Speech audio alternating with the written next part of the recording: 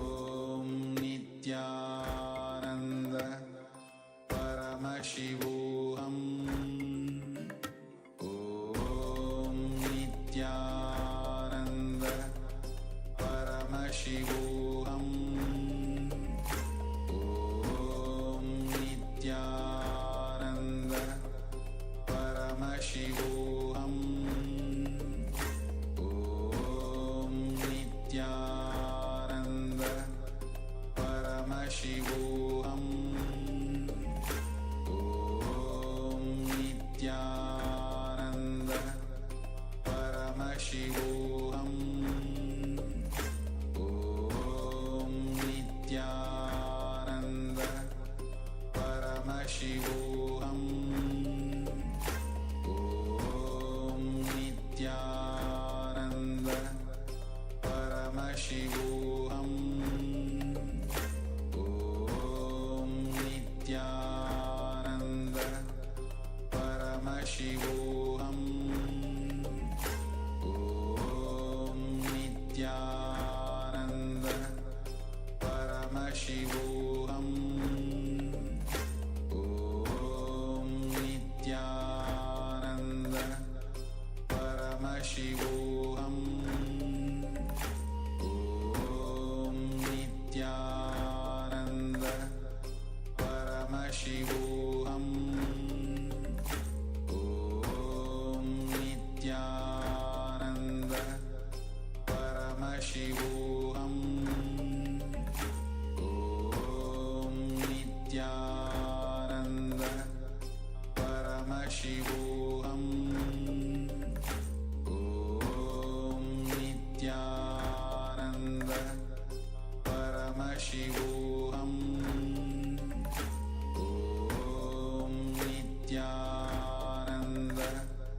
Paramashivoham. Om Nithyananda. Paramashivoham. Om Nithyananda. Paramashivoham. Om Nithyananda. Yes, now let us enter the power manifestation itself. Now I request all the participants, please place the objects in your hand. Once holding the object, now close your eyes and connect with Swamiji. Start visualizing him. The beautiful form you have seen in the darshans or any personal experience you have had with him. Start holding that visual image in your inner space. And now start chanting the Mahavakya, Om Nithyananda Paramashivoham, and connect with Swamiji. Om Nithyananda Paramashivoham. Request Swamiji to manifest the increase in size of the particular object you are manifesting on. Please begin. Om Nithyananda. Paramashivoham. Om Nithyananda. Paramashivoham. Om Nithyananda. Paramashivoham. Om Nithyananda. Paramashivoham. Om Nithyananda. Paramashivoham. Om Nithyananda. Paramashivoham. Om Nithyananda. Paramashivoham. Om Nithyananda. Paramashivoham. Om Nithyananda.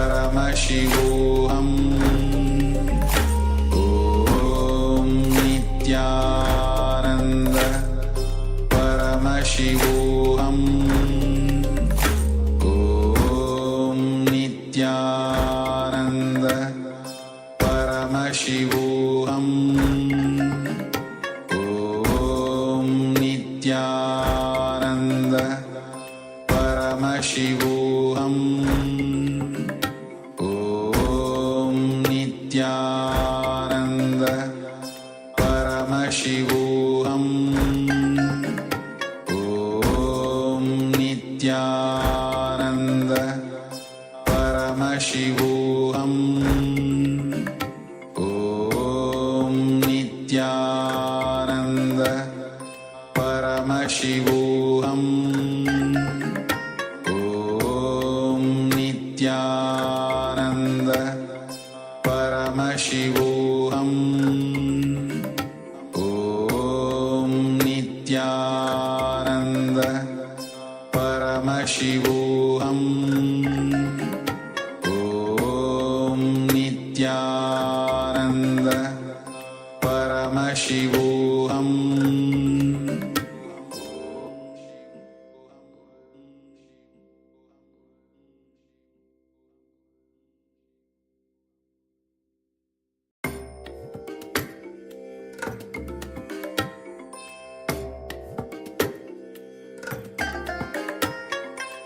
I bless you all.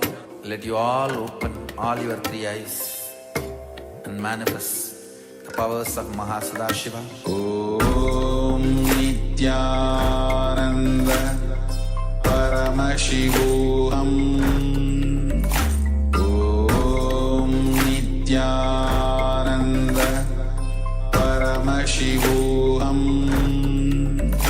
Om Nithyananda Paramashivoham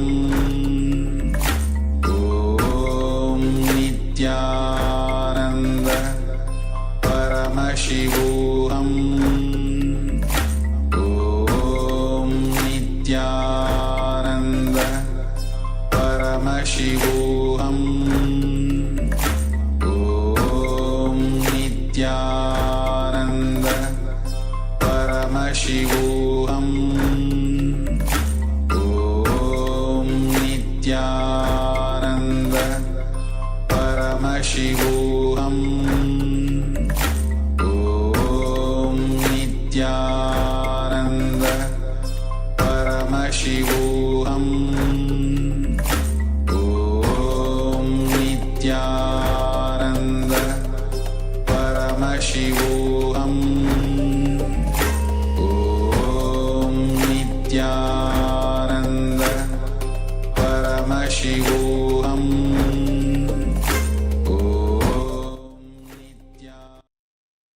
Yes, now slowly, very slowly, please relax. And now let's all start verifying the objects that we were manifesting with. Please, once again, place your object on the piece of paper. And once you place the object, you can now verify the size of the object. See if there's any change.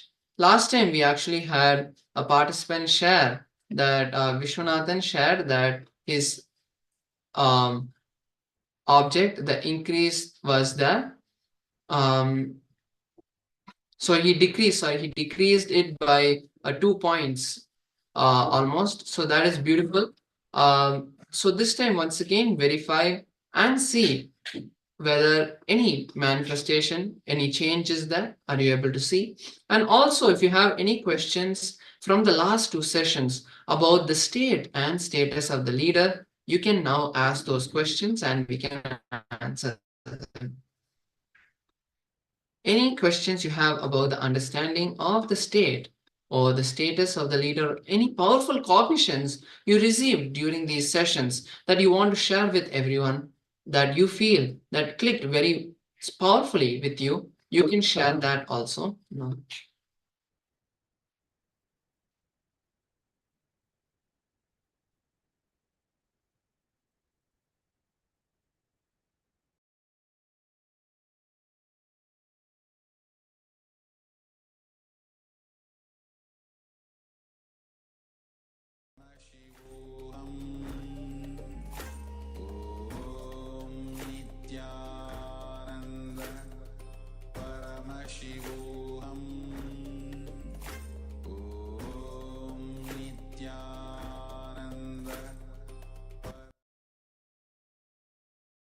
So actually we have a participant, Vishwanathan, who is saying that again it decreased by another 2 points. So that is beautiful. You have started manifesting, and you can also make a post on the social media to share with your friends and family, to tell them about how this beautiful program, in this program you're experiencing the power manifestation, some extraordinary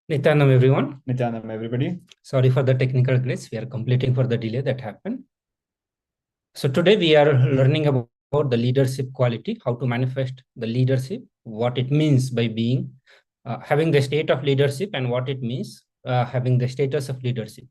So in the previous two segments, we went through on these two major concepts, and we are trying to delve more and more into the leadership state, how to build the leadership consciousness, and trying to understand what exactly it means and how to manifest it.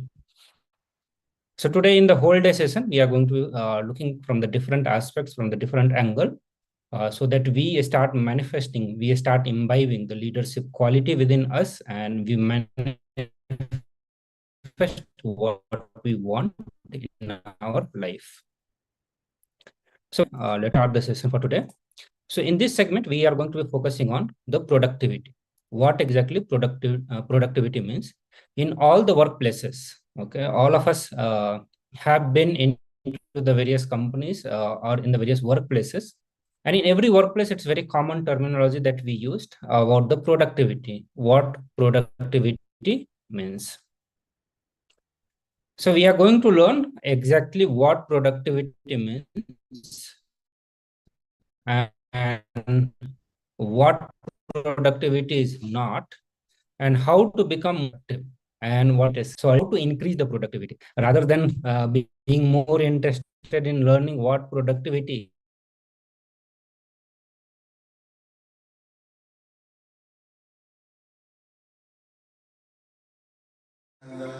Paramashivoham Om Nithyananda Paramashivoham Om Nithyananda Paramashivoham Om Nithyananda Paramashivoham Nithyananda Paramashivoham